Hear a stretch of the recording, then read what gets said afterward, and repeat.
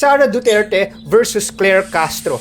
I'm sorry issue. So ngayon Dad, nagdeklara na si Sara Duterte, Vice President Sara Duterte, na siya ay tatakbo para sa 2028 presidential elections. And during her speech, sinasabi niya na siya daw ay humihingi ng patawad sa taong bayan dahil inendorso daw niya si Pangulong Bongbong Marcos at dahil sa kanya ay nanalo daw si Presidente Bongbong Marcos noong 2022 at kanyang pinag-apologize na mga nangyari dito sa mga skandalo dahil daw inendorso daw niya ang Pangulo. Ngayon naman, sumagot ang Undersecretary Claire Castro ng Malacanang na bakit naman niya bakit kukunin lahat ni Vice President Sara Duterte ang lahat ng credit sa pagpanalo ni President Bongbong Marcos.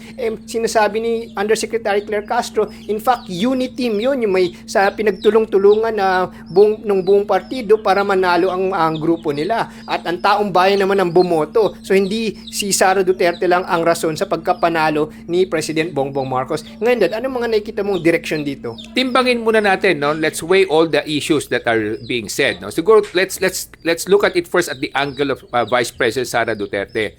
Bakit niya nasabi yon o bakit niya naihayag yung ganong paghingi niya ng paumanin sa mga kababayan natin sa pagkahalal ni ating Pangulong President Bongbong Marcos? Kasi siguro kung titingnan mo from her point of view, during that time kasi kung titingnan naman natin, talagang sa survey pa lang nakikita natin na malayo talaga yung agwat niya.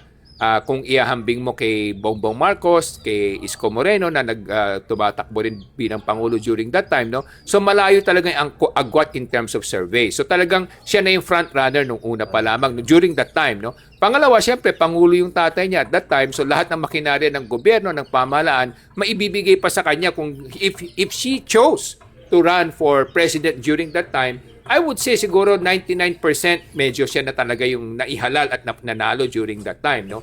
But again, on the second point of view, katulad sinasabi natin, becoming a president kasi is God's will, God's choice, no? No matter how good or bad the president is, it's God's will to allow it to happen because rulers or leaders are blessed or chosen by God, whether for good or for whatever reason, there's always a reason for it, no? So ngayon, kung titingnan naman natin kasi, yung pagkahalal naman ni President Bongbong Marcos, katulad din sinasabi ni Jose Claire Castro, totoo din naman na ang mga mamamayan ang humalal at bumoto sa kanya para naging Pangulo. Hindi rin siya naging Pangulo kung hindi siya hinalal ng ating mga kababayan, no? So yun din ang issue niya, no? Ngayon ang tanong na lamang kasi ganito, no? Bakit niya nasabi I'm sorry, no? Or siya humingi ng paumanin? Kasi tingin niya parang nakita niya yung mga pagkukulang at pagkakamali at kahinaan sa ating sa ating Pangulo, kaya niya nasabi yun. Pangalawa, siguro meron ding hinagpis sa kanyang damdamin kung bakit siya pumayag na maging Vice President during that time when she should have been the President if she decided to run for that office. So I don't think there's no need to regret as far as she's concerned, no? Kasi sabi nga natin, the past is the past already, no? Decisions are made or were made, and whatever are the consequences of those decisions, you must face it squarely and then move forward, no? Kasi siguro yun lang naman ang akin nakikita doon. In fairness to both parties, no? Ang akin nakikita lang kasi dito, true to her statement that if she did run for president during that time, she would have won it, basically, no? Hands down. At that time, no? I would say 99%.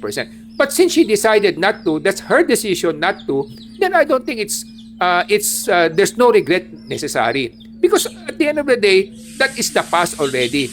If she moves forward, then there's a possibility that she could become the next president also because as we see, siya pa rin ang number 1 sa survey. Malayo pa rin yung agwat niya laban sa mga contenders na gusto rin maging Pangulo. So sa akin, at the end of the day, lagi natin sinasabi, ang mga desisyon na nagawa natin may mga consequences yan for good or for better or for worse. Sinasabi nga, no? So ang tanong ko lang kasi diyan, ganito lang naman kasimple. Sila ba nung nagsama bilang isang unit team, meron ba mga maling pananaw o maling mga pangako? Was there a deception for that team to become together, or was that unit team that joined forces together, was it voluntary between two parties. They were both inspired to be together. So kung nagsama na yung dalawa tapos nagkahiwalay, siguro instead na magsisihan, just move forward and look forward towards what can be done for the good of the country. Yun ang akin nakikita rito. Well, Dad, I think yung magiging biggest regret or dapat mag-sorry si VP Sara Duterte ay sa kanyang ama na si President Rodrigo Duterte. Kasi sa totoo lang, kung nanalo si VP Sara Duterte at siya mismong tumakbo noong 2025 or 2022 elections bilang maging President of the Philippines, for sure, siguro masasabi natin na hindi mapupunta ang kanyang ama sa ICC at The Hague. Siguro naman dito pa siya sa Pilipinas at malaya pa siya, or kung may mga kaso man siya, dito niya isasagot yung mga kaso. Hindi siya i-abduct o i-aresto papunta sa ibang bansa. So siguro dapat ang sorry niya mas tama sa kanyang ama dahil sa kanyang maling decision or sasabihin nating incorrect decision for not running sa 2022. Pero Dad, and Morgan, actually, medyo nice pa ang sinasabi ni Morgan na mga sinasabi ni Claire Castro. Kasi Claire Castro said some spicy things rin regarding VP Sara Duterte. First, sabi ni Claire Castro, after the announcement ni VP Sara Duterte for 2028's presidency, sabi ni Claire Castro, ganyan kasi pag politician. Pag politician, sarili lang niya ang iniisip. Ang iniisip lang niya ang susunod na eleksyon. Kung statesman siya, isipan niya ang susunod na henerasyon. Pero hindi statesman si Sara Duterte, politician lang siya. Sinasabi rin niya na biniblame ni VP Sara Duterte ang administrasyon ni Bongbong Marcos dahil sa korupsyon, sa mga flood control. Pero sinasabi naman ni Palace Press Officer Claire Castro na nung panahon ng ama niya, may 13,917 flood control projects dahil sa build ng kanyang ama. So, ba hindi natin nararamdaman ang lessening of flood dito sa Pilipinas? So, dapat i-explain rin niya na siguro naman may corruption rin sa panahon niya at sa kanyang ama. Well, ako kasi tingin ko diyan, no, parang nagtuturuan na lang, no. So hindi maganda yung nangyayari kasi nga parang instead na ang pinag-uusapan natin kung ano yung makakabuti sa sambayanan, ang nangyayari nagsisisihan, no. So yun ang hindi maganda sa topic lang na to na nakikita natin, no. So both of them, they have their own points of views, no. Meron silang mga punto de vista na sinasabi natin, pero sa akin kasi ang tanong niya simple lamang, ano yung makakabuti sa sambayanan? Hindi ba dapat yun ang pagtuunan natin ng pansin? Kasi kung magkakaroon tayo ng ganitong turuan, sisihan, at hindi maganda for both parties, no? Kasi both parties are in government.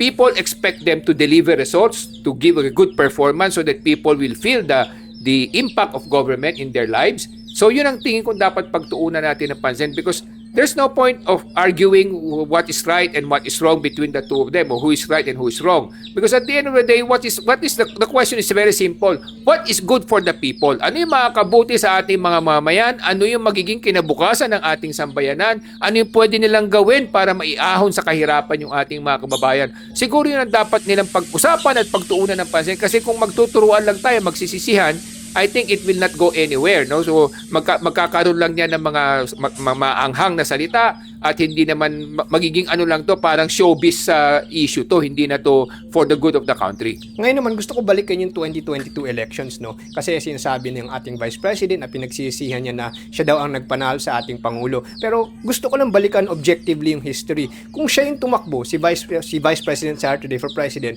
at that time mukhang sure win na siya kasi siya yung number 1 sa survey at malayo sa number 2 lahat ng mga ibang lumalaban, no? Whether it's Lenny or President Bongbong Marcos or yung Manila Mayor at that time, medyo malayo lahat sila sa survey versus si Sara. I think nasa 30+% si Sara while everyone was below 20%. So parang malayo na yung lead niya, tapos may backing pa siya ng kanyang ama. Pero umatras siya eh. Hindi siya nag-file for even Vice President nung October, naalala ko yun eh. Nag-file siya for Mayor. So that time, nung tinuloy niya yung decision niya na hindi na lang siya mag-Vice President or hindi na lang siya tatakbo sa national at nag-Mayor siya, technically nag-free for all yung nakikita ko yung mga remaining candidates eh. Magkakadikit-dikit yung mga numero nun. So hindi pa rin sure kung sure loss ba talaga ang sinasabi niya na kung hindi dahil sa kanya, talo si Presidente Marcos kasi free for all nga. So that means anything could have happened up to the very end of 2022 kung wala si Vice President Sara sa equation, hindi ba, Dad? Yeah, tama yun, no? Kasi kung titingnan mo naman, no, number 1 siguro pag-usapan natin, bakit ba umatras si Vice President Sara sa tumakbong pagkapangulo during that time in spite of the fact na number 1 na sa survey. Yung mga ating nakalap na mga kwento-kwento o mga chismis is that para nagkaroon sila ng tampuhan ng kanyang ama during that time at saka ni Senator Bongo. Yun ang ating nababalitaan, no? So kaya parang nawalan siya ng ganang tumakbo bilang president or vice president during that time, no? So yun ang una doon. Pangalawa, katulad din nga sinabi mo, kung talagang pinagpatuloy niya running for mayor na lang, nanalo naman siya mayor ng Davao, kung talagang tinakbo niya yon, edi tatama ka, no? Pwedeng manalo pa rin si Bongbong without her, no? It's possible kasi magkakadikit nun si Bongbong, si Lenny at si Isko, di ba? So dikit-dikit eh. correct, tama. So magkakalapit eh. it could have happened that way, no? That's why we are always saying at the end of the day, it's God's hands, di ba?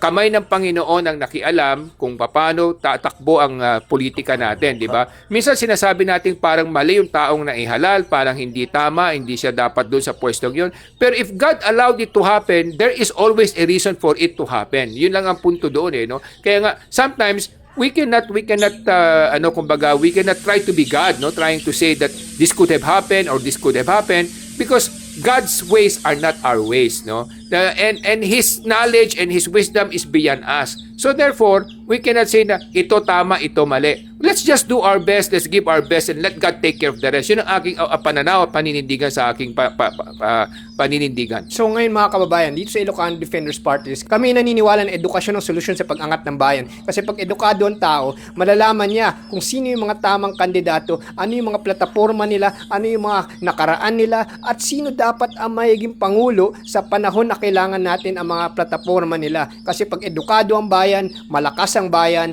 aasenso ang bayan. Para sa edukasyon, ako si Morgan Sain, yung coach ng bayan. Mga kababayan, malapit na ang 2028 presidential election at importante na piliin ng mga Pilipino ang tamang mga liderato para sa Pilipinas. At para piliin natin ang mga tamang liderato, kailangan mas edukado ang mga Pilipino para mas tama ang magiging desisyon nila at mas makikita nila kung sino ba ang tama para sa bayan. Kaya ang layunin ng Ilocano Defenders Party List ay taas ang antas ng edukasyon para sa bawat Pilipino. Ako po ay si Solomon Sai, ang inyong kuya ng bayan.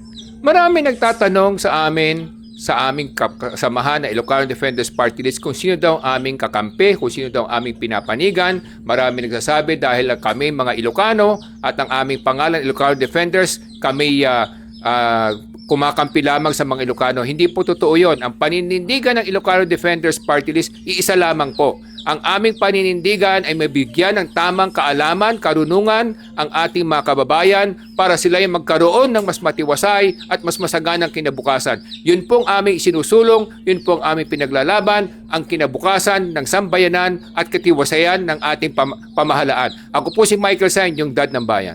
Botol, Abi, Blood!